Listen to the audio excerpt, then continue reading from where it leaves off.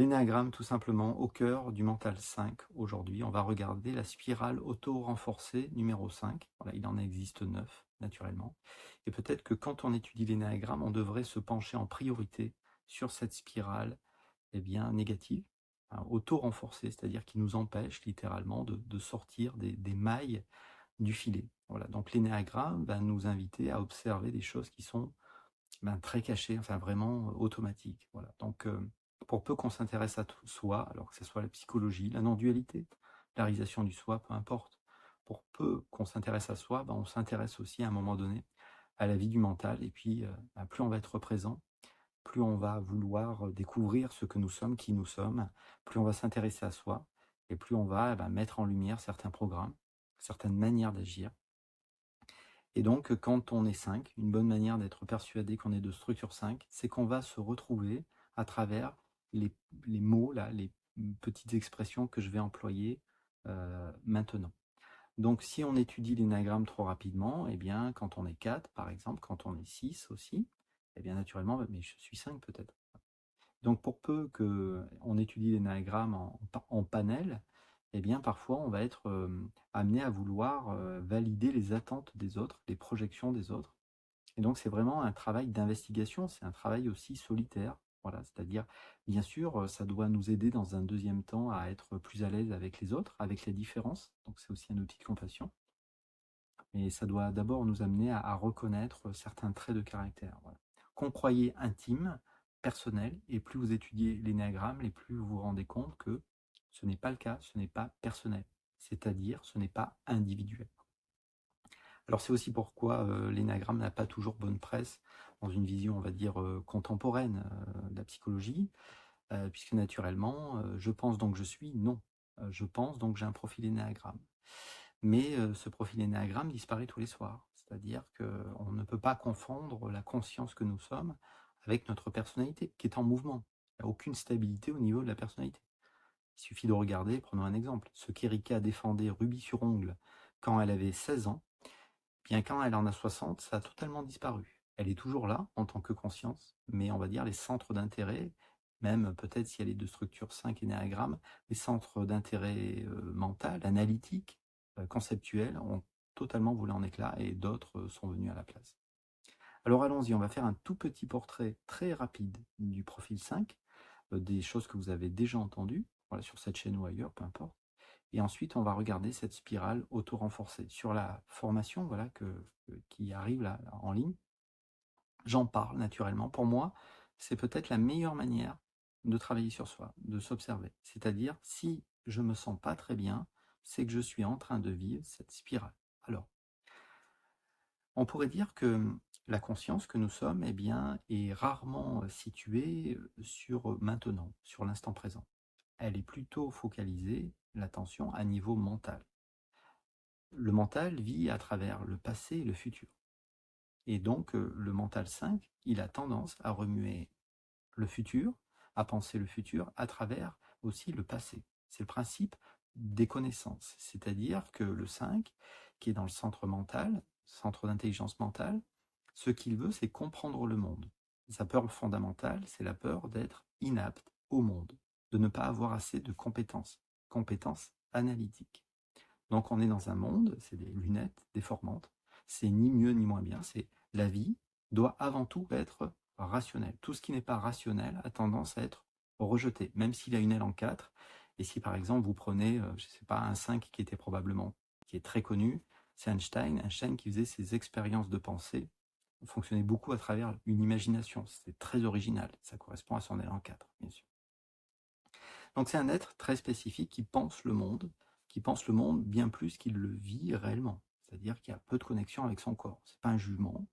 On peut simplement reconnaître que l'énéagramme, j'ouvre une petite parenthèse, une bonne manière de travailler l'énéagramme, c'est de savoir si on va nourrir les trois centres. C'est-à-dire on se sent bien humainement, quand à la fois on prend en compte notre tête, c'est-à-dire les besoins du mental, les besoins corporels aussi, c'est-à-dire qu'on a une conscience du corps et aussi une conscience émotionnelle. Alors l'émotion, c'est une contraction énergétique, c'est quelque chose qui est ressenti ici. Bien sûr, en fonction des événements qu'on va vivre, ça va être traduit différemment par le mental, mais quand vous restez dans la texture, quand vous êtes maintenant dans le corps, eh bien une émotion, c'est quelque chose qui est ressenti. Mécanisme premier, voilà, du profil 5 énéagramme, c'est l'isolation. C'est-à-dire qu'au lieu de rencontrer l'émotion, eh bien, il va raconter une histoire mentale, rationnelle quant à faire, qui vient justifier ou qui vient expliquer ou qui vient isoler l'événement. Donc bien sûr, c'est un mécanisme de défense, ça se respecte, un mécanisme de défense, mais naturellement, ça nous empêche aussi d'avancer. Ça nous empêche d'aller regarder certains aspects de la réalité, de notre réalité, pour le dire ainsi. Donc, quel que soit notre profil énéagramme, si à la fois je nourris les besoins du mental, que je nourris aussi une présence au corporel, que je suis connecté à mes émotions, à ce que je ressens, à mon intuition, à quelque chose de plus intime, eh ben, naturellement, il y a une forme de paix, de fluidité, de tranquillité qui s'installe dans l'existence. Et donc, on a tous besoin, à travers notre profil énéagramme, de travailler ces trois centres. Alors, le 5, lui, bah, il est plutôt dans la tête. On ne peut pas dire l'inverse. Et donc, ça ne se juge pas, c'est comme ça. Alors, allons-y, voilà, sur cette spirale auto-renforcée. Eh bien, effectivement, le 5, donc, qui a peur, c'est sa peur fondamentale d'être inapte, idiot, de ne pas avoir assez de compétences, va, alors ça c'est, là tout de suite on est en train de parler de cette spirale un peu particulière, c'est l'attention première, on peut l'appeler comme ça, c'est-à-dire que sous stress, même très léger, un peu comme une manie, un peu comme un automatisme, il va regarder dans l'instant ce qu'il peut analyser. Donc en fait, son attention première, c'est qu'il a besoin qu'il y ait quelque chose à comprendre. Et il va fixer son attention, il va aller vers ce qui peut être analysé rationnellement.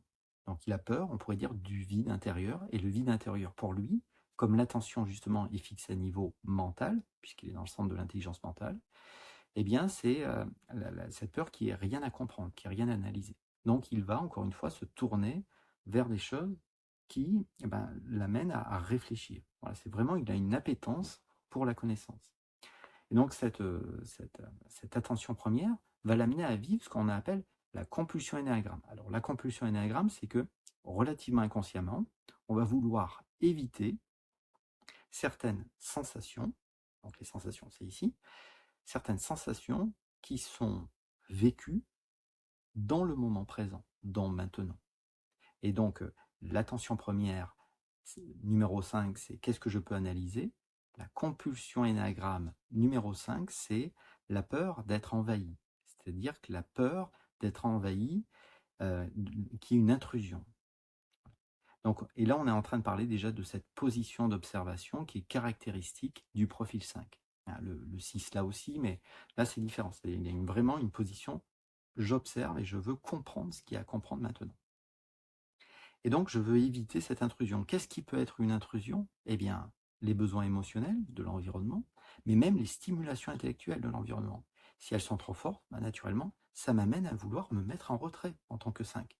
Voilà. La peur fondamentale, rappelons-le, c'est que j'ai peur de ne pas d'être idiot, de ne pas avoir assez de compétences pour justement faire face aux besoins de l'environnement, enfin, de mon environnement.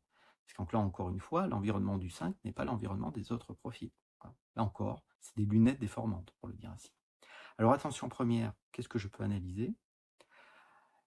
La compulsion énéagramme, c'est éviter effectivement l'intrusion, l'envahissement, on peut le dire ainsi. Et ça m'amène à vivre la tendance passionnelle. Et la tendance passionnelle numéro 5, c'est l'avarice. Alors c'est pas une avarice financière, même si c'est possible. On fait un petit clin d'œil au 5, c'est possible que le 5, parfois les autres payent pour lui. Ça peut être vécu comme ça, c'est ok.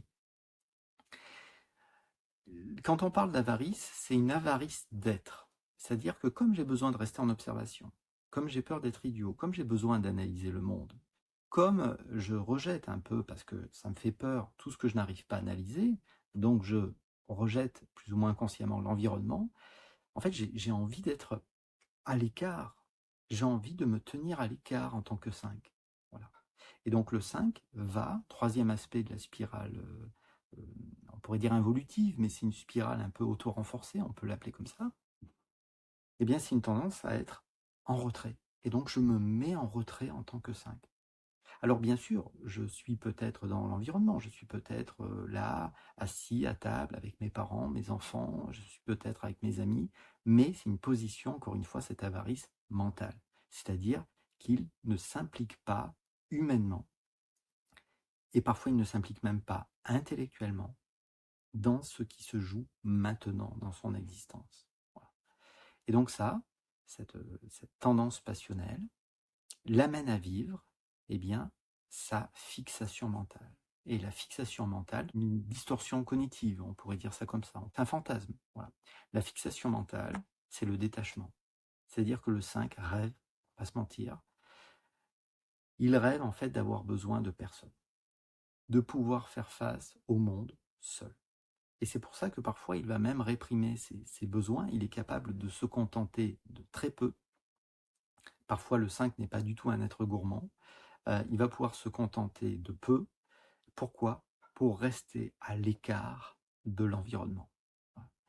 Et si je n'ai besoin de plus personne, si je peux fonctionner en autonomie totale, alors je reste dans une position d'observation et je peux analyser le monde et je peux rester à l'extérieur de lui. Et ça nourrit quoi? L'attention première, je suis en train de le dire. C'est-à-dire l'attention première, je peux, comme j'ai besoin de plus rien, je peux commencer à observer l'environnement à ma guise. Et ça nourrit, je le disais tout à l'heure, la compulsion énéagramme et la tendance passionnelle. J'ouvre une parenthèse, j'ai vu que certains, et c'est même dans la littérature l'énéagramme, je trouve que c'est malheureux, certains font le mix entre la compulsion énéagramme et la tendance passionnelle. C'est pas du tout la même chose.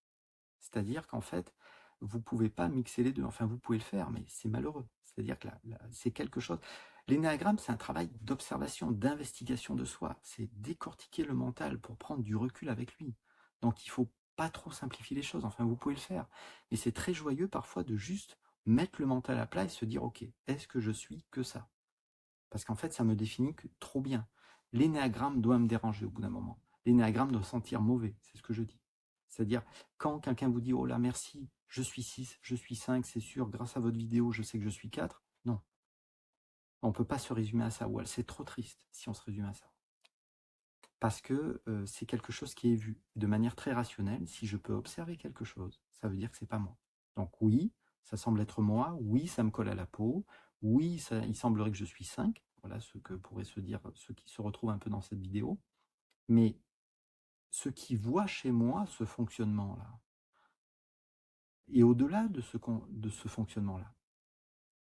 Donc voilà, je le disais, la compulsion énéagramme, eh bien ça va être qu'est-ce que cette peur de l'intrusion, de l'envahissement, et il faut reconnaître ça. C'est-à-dire à un moment, je me mets en retrait presque. Ça se fait peut-être en un millième de seconde, mais cet instant où si vous êtes 5, vous vous mettez en retrait. Et il y a cette intrusion. J'ai peur de... Voilà, je veux éviter ce truc-là. Je sens arriver l'autre qui me veut trop me demander quoi. Et donc ça, cette attention, voilà, cette attention première, qui est qu'est-ce que je peux analyser, amène finalement, comme je veux rester en retrait et observer et analyser, tout ce qui arrive, qui n'est pas dans mon analyse, peut être une forme d'intrusion. Il faut regarder ça. Et donc, cette forme d'intrusion m'amène à vivre cette tendance passionnelle, c'est non mais je veux me mettre en retrait. Laissez-moi tranquille, je vais me mettre dans mon bureau, je vais me mettre dans ma chambre. En fait, je veux être à l'extérieur de ce qui se passe, quoi. Laissez-moi à l'extérieur que je puisse analyser, que je puisse nourrir mes besoins mentaux, quoi. Et donc, comment on travaille son profil énéagramme? Peut-être la manière la plus simple, je le disais tout à l'heure, c'est de regarder les trois centres. C'est de regarder que quand vous êtes dans cette suranalyse, ce détachement, vous ne nourrissez pas votre corps. C'est-à-dire, il n'y a pas de conscience du corps, et encore moins une conscience de l'émotion, qui encore une fois n'est qu'une sensation, hein. C'est une contraction énergétique. C'est pas New Age de le dire, c'est vraiment... c'est de la science, quoi. Qu'on le veuille ou non, tout est énergie. Donc ce que je ressens ici, c'est de l'énergie. D'ailleurs, l'étiquetage mental à ce moment-là est très réduit. Parce que, on va prendre un exemple, c'est un exemple que je prends parfois.